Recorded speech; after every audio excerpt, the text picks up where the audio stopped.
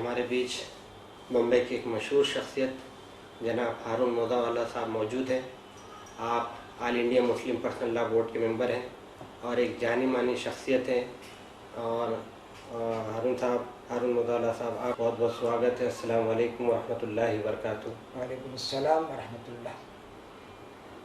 समाज के अंदर में जो बुराइयां हो रही हैं उसके ऊपर में, इस्लाह माशरा के ऊपर में आपने किताब लिखी, आप उसी के अंदर में आज आपसे बात करते हैं। उसके अंदर में देखिए, हमारे देश में तिलक या जहेज़ के नाम पर कई लड़कियों को सताया जा रहा है, जलाया जा रहा है। इसके बारे में आप हमसे इसके बारे में बताइए कि ये जो बुराई है उसका किस तरीके से निवारण हो। इसमें समाज में जो बुराइयां हैं, इसमें ज़रूरत इस बात की है कि टारगेट कौन बनता है। टारगेट बनती है हमारी दुल्हनें। तो दुल्हन से जो फर्स्ट रिलेशन होता है वो दूल्हे का होता है, उसके शौहर का होता है। तो वो शौहर जो है उसको अगर बराबर गाइडेंस मिल जाए और उसके दिल में मालिक का डर पैदा किया जाए, उसके दिल में ये बात हो कि मैं आज़ाद नहीं हूँ, बल्कि मालिक ने मुझे दुनिया में जो भेजा है वो सिर्फ इसलिए भेजा है कि चंद दिन मेरी परीक्षा हो रही है, मेरा एग्ज़ाम हो रहा है और इस एग्ज़ाम में मुझे कामयाब होना है। किसी का दिल तोड़ना, किसी का दिल दुखाना, ये बहुत बड़ा पाप है। इस्लाम में तो ये तालीम दी गई है कि किसी का दिल तोड़ देना इतना बड़ा पाप है कि जैसे मक्के में जो अल्लाह का घर है, बैतुल्लाह जिसको कहते हैं, उसको किसी ने गिरा दिया, उससे ज़्यादा बुरा है कि किसी का दिल तोड़ दिया। तो जाहिर है कि कोई आदमी मालिक का घर तोड़ने के बारे में सोच भी नहीं सकता है। तो मालिक के घर से ज़्यादा जो इम्पोर्टेंस है वो किसी इंसान के दिल की है। अब जो लड़कियों का दिल तोड़ते हैं और लड़कियों को सताते हैं, उनको परेशान करते हैं, तो उसमें बड़ा रोल जो होता है वो दूल्हों का नहीं होता, दूल्हे की माँ का होता है। माता जी ये चाहती हैं कि हमारी जो बहू आए वो खूब सामानों के साथ आए, उसके पास गोल्ड भी लाए, सोना भी लाए और खूब सज धज कर आए और मेरी शान और आन और इज़्ज़त मेरी बढ़े। लेकिन उस अपनी छोटी सी शान और इज़्ज़त के लिए ये समाज के अंदर एक बड़ा नासुर पैदा कर देती है। आप ये देखिए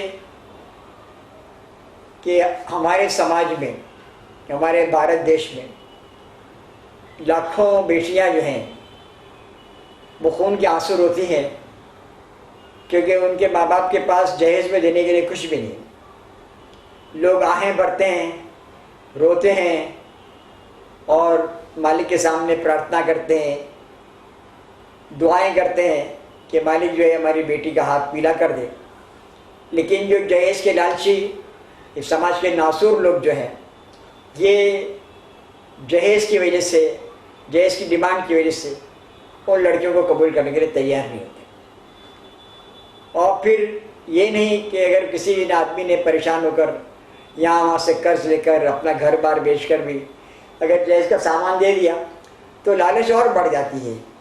हर 6 महीने 12 महीने के बाद कोई और डिमांड होती है, कोई और परेशानी होती है। इसके बाद ये होता है कि लड़की को जला दिया जाता है या लड़की जो है वो जल कर ख़ुदकुशी कर लेती है और मर जाती है। ये बहुत दुख की बात है। हमारे समाज के सारे लोगों को इस पर बेचैन होना चाहिए, कोशिश करना चाहिए कि समाज में ऐसे लोगों का सख्त बायकॉट किया जाए, समाज में इसकी सख्त मजम्मत की जाए, इसकी बुराई को खूब बताया जाए।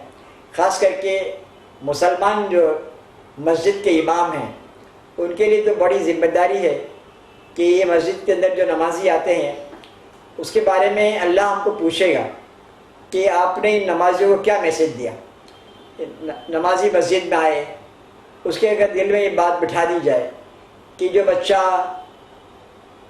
मोटर मैकेनिक है, इलेक्ट्रीशियन है, प्लम्बर है, छोटा मोटा काम करता है, कल उसकी शादी होने वाली है, अगर उसके दिल में पहले से ही बात बिठा दी जाए कि बच्चों देखो ये बहुत पस्त हिम्मती की बात है, क्या आदमी लड़की के ऊपर सहारा बनाए अपनी ज़िंदगी को? क्या आपके बाजू में कुव्वत नहीं है? क्या आप हलाल कमा नहीं सकते? क्या मालिक ने आपको दिमाग नहीं दिया है? अगर ये सारी बातें अगर ऑडियंस के सामने, जो उनके सामने जो लोग सुनने के लिए बैठे हैं, हर जुमा को इस्लाम में इतनी बड़ी मसलियत है कि आपको कोई कॉन्फ्रेंस बुलाने की ज़रूरत नहीं, कोई जलसा बुलाने की ज़रूरत नहीं, आपको लाखों रुपए खर्च करने की ज़रूरत नहीं। हर मस्जिद में 500, 700, 1000 आदमी नमाज पढ़ने के लिए आते हैं और हर मस्जिद में 10-15 मिनट का लेक्चर ज़रूरी है, कंपलसरी है कि इमाम जो है उसको एक लेक्चर देना है। उस लेक्चर के बगैर, उस खुतबे के बगैर जुमा की नमाज ही नहीं हो सकती। तो अगर वो उस लेक्चर में इमाम साहब अगर ये बता दें कि कितनी बड़ी बुराई है हमारे समाज में, और ये बात है कि जो मुसलमान इस बात को जानते हों उनको चाहिए कि हमारे भाई जो अभी तक हम जिन तक हम इस्लाम भी पहुंचा नहीं सके, उनको इस्लाम का दारू भी नहीं करा सके, उनको इस्लाम का इंट्रोडक्शन भी नहीं करा सके, यानी हमारे देशवासी जो भाई हैं जी, हमारे भाई देश के भाई हैं, उन तक भी बात जाए कि जहेज़ की रस्म बहुत ख़राब रस्म है। और जहेज़ जो है ये हमारे 20 साल से 25 साल के वो लड़के जिनकी शादी होने वाली है, वो अगर उनकी समझ में आ जाए कि ये बहुत नीच काम है, बहुत घटिया काम है, बहुत हल्का काम है, और ये हमारी पोजीशन ऐसी हो जाए जिससे भिखारी है, तो भिखारी की पोजीशन में जाना और भीख मांगना, इससे बेहतर है कि अपने बल में जो कुछ हो सकता है, अगर हमारे पास ताकत नहीं है यानी आपके कहने का बाइक मतलब, लेने की, यानी आपका इसका कहने का मतलब ये है कि वो अपने बल के ऊपर में उस चीज़ का बाइकाट करे लड़का। हाँ, अगर अपने पास बाइक लेने की सख्त ताकत नहीं है, साइकिल पे काम चला लें, लेकिन बड़े मुतालबे ना करें और ये सोचे कि मैं भीख मांगने के बजाय अपनी जो कुव्वत है, अपने पास जो भी उसके पास शक्यता है, उसके पास जो ताकत है, उसके बलबूते पर वो काम करे, तो आहिस्ता आहिस्ता इस समाज में से ये नासूर खत्म हो जाएगा।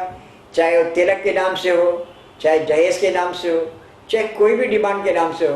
तो डिमांड जो है वो एक आदमी अपनी बेटी जब देता है, जिसको उसने पाल पोस के संवार के बड़ा किया, 15 साल, 16 साल, 17 साल, 18 साल की लड़की हो गई, अब वो अपनी इतनी बड़ी कुर्बानी देता है, लड़की इतनी बड़ी कुर्बानी देती है कि अपने माँ बाप का घर त्याग करके, अपने भाई बहनों का प्यार छोड़ के, अपने समाज को छोड़ के एक नए घर में जाके बसने के लिए तैयार हो जाती है। किसके लिए?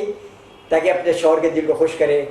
तो इसके इतनी बड़ी कुर्बानी को कोई अहमियत न देना और छोटी छोटी चीज़ों के, ये चीज़ें जो सब फना हो जाने वाली है, सब खत्म हो जाने वाली, सब नष्ट होने वाली। अभी देखिए, आप देख रहे हैं कि कई बिल्डिंग गिर गई, जो कोई भी बिल्डिंग में था सब खत्म हो गया। तो आज ये समाज में जो हो रहा है, इसके बारे में सबसे ज़्यादा ज़रूरत इस बात की है कि हमारे जवान बच्चों को ज्ञान दिया जाए, उनको तालीम दी जाए, उनको बताया जाए कि जहेज़ की रस्म जो है ये हमारे लिए बहुत बुरी है, और अगर जहेज़ मांगते हैं तो हमारी बहन को भी जहेज़ देना पड़ेगा। ये एंगल भी हमारे सामने रहना चाहिए। अगर जहेज़ का हमने समाज से बाइकाट कर दिया तो इससे बड़ा लोगों को संतोष मिलेगा, और लोग जो हैं, हमारी बेटियां जो हैं, ये आपघात करने के लिए, सुसाइड करने के लिए, खुदकुशी करने पर मजबूर नहीं होगी, और समाज में बड़ा सुकून हो जाएगा, और घर घर में जो झगड़े और फसाद चल रहे हैं, इससे समाज को मुक्ति मिल जाएगी। यानी हमारे नौजवान जो हैं वो यह अहद कर लें कि वो लेंगे भी नहीं और अपनी बहन को देंगे भी नहीं जहेज़। तो इसी नज़रिए से समाज के अंदर में एक पॉजिटिव मैसेज पूरे समाज के अंदर में जाए, इससे सुधार पैदा हो सकेगा। ये दूसरा सवाल ये है कि हमारे देश के अंदर में जो तंबाकू के नौजवान जो तंबाकू एडिक्ट बन रहे, बहुत ज़्यादा इस्तेमाल कर रहे, जिससे कैंसर बढ़ रहा है और जिससे गवर्नमेंट खुद परेशान है, उसने तंबाकू के ऊपर में बैन लगाए, इसके बारे में क्या बताएं? चलो, बैन लगाने से काम होता नहीं है। ज़रूरत इस बात की है कि आदमी, जैसे हमारे स्कूल के अंदर जो सिलेबस होता है, सिलेबस के अंदर हम कभी भी तंबाकू के बारे में डालते नहीं जी। अगर बच्चों को 6ठी क्लास में, 7वीं क्लास में, 8वीं क्लास में जो सिलेबस है उसमें ये बताया जाए कि भाई कैंसर जो है बीमारी ये कैसे आती है, और ये बताया जाए कि कैंसर का रोग कितना ज़्यादा नुकसानदेह है, आदमी की क्या हालत हो जाती है, आदमी चलने फिरने से माजूर हो जाता है, उसका जहन का सुकून बर्बाद हो जाता है, पूरी फैमिली जो है वो परेशान हो जाती है। ये कैंसर आता कैसे है? तो 90% ये कैंसर जो है ये तंबाकू से, सिगरेट से, बीड़ी से, पान पराग से, इन चीज़ों से आता है। तो हमारे समाज में पहले से कोशिश होनी चाहिए कि बच्चा, क्या होता है कि ये बच्चे लोग जो हैं अभी 12-13 साल, 14 साल के होते हैं, तो उनका कोई और बड़ा लड़का 16-17 साल का तंबाकू खाता है, देख तू चक्के तो देख, वो इस तरह बोलता है, और वो खाली चखने के इरादे से कैसा ऐसा टेस्ट है उसके लिए लेता है, फिर एक बार और टेस्ट कर लेते हैं, फिर एक बार एक और टेस्ट कर लेते हैं। इस तरह जो शैतान जो धोखे में डाल देता है, और आदमी ये समझता नहीं कि मैं इसका एडिक्ट होते जा रहा हूँ, मैं इसका गुलाम होते जा रहा हूँ, उसका एहसास नहीं होता है, और इस तरह वो हो जाता है। तो ज़रूरत इस बात की है कि हमारे स्कूल से ही उनको बराबर गाइडेंस मिल जाए, हमारे बेटों को भी और बेटियों को भी, कि नशा कितनी बुरी चीज़ है और उससे कितने नुकसान होते हैं। और स्कूल में जब टीचर्स का अपॉइंटमेंट हो तो उनके इंटरव्यू में ही चेक किया जाए कि ये तो आदत नहीं है उनको जो है, अगर इस तरह की आदत हो तो उनको इंटरव्यू में फेल किया जाए। ज़रूरत इस बात की है कि उसमें ऐसे लोगों को लिया जाए टीचर्स की पोस्ट के लिए कि जो बच्चों के अंदर कुछ अच्छे से सेंस पैदा कर सके। आज प्रॉब्लम ये है कि हम सिगरेट के खिलाफ बात करते हैं, बच्चा देखता है कि हमारा मास्टर ही सिगरेट पी रहा है, हमारा मास्टर ही जो है वो तंबाकू खाता है।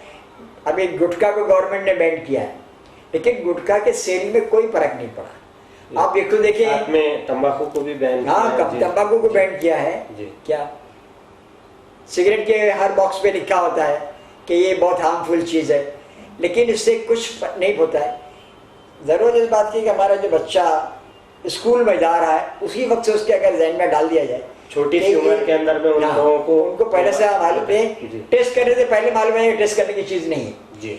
हम लोग क्या करते हैं कि पहले करंट लगने देते हैं, इसके बाद बोलते हैं कि ये मर जाएगा तो, लेकिन करंट लगे ही नहीं, ये टेस्ट उसको करे ही नहीं, तो इससे बहुत अच्छी बात है। जब फिर ये तंबाकू खाने वाले जो है उनका अगर हाल देखा जाए कि उनकी रात की नींद खराब हो जाती है, रात को नींद नहीं आती है, खांसते रहते हैं, घर के लोगों को परेशान करते हैं, चिड़चिड़ा मिजाज हो जाता है, घर में आए दिन झगड़े होते हैं, आमदनी कम हो जाती है, कमाने का हौसला नहीं रहता है, पूरा बदन सुस्त हो जाता है और कई की बीमारियां घेर लेती हैं।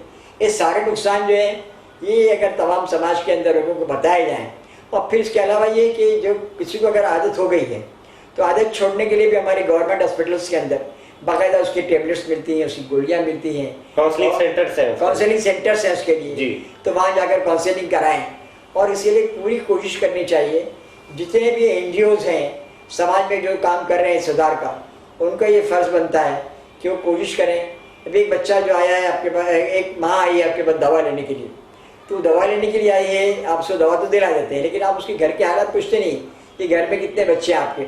उसका कोई बच्चा है जिसको बोला बच्चे को तंबाकू की आदत है, अगर वो आदत है तो उसका बच्चे को हमारे पास लेके आ, फिर आपको दवा दें। वो बच्चा आ जाए तो उसकी काउंसलिंग करें, उसका जहन बनाए। इस तरह करने से क्या होगा कि एक समाज के अंदर जो बुराई है, पॉजिटिव मैसेज जाएगा, पॉजिटिव मैसेज भी जाएगा। माँ को जो हमारे पास लेके मेडिसिन लेने के लिए आता है, इंजेक्शन लेने के लिए आता है, ऑपरेशन के लिए पैसे लेने आता है, उसको CT स्कैन कराना है, उसको MRI कराना है, उसकी मदद करते हैं, लेकिन हम उसके समाज के बारे में चिंता नहीं करते। तो इस तरह हम उसको आगे नहीं ला सकते। उसके घर के बारे में चिंता करनी चाहिए, उस पर पूरी कोशिश करनी चाहिए कि उसकी जरा के जो भी एडिक्ट्स हैं उससे बच जाए।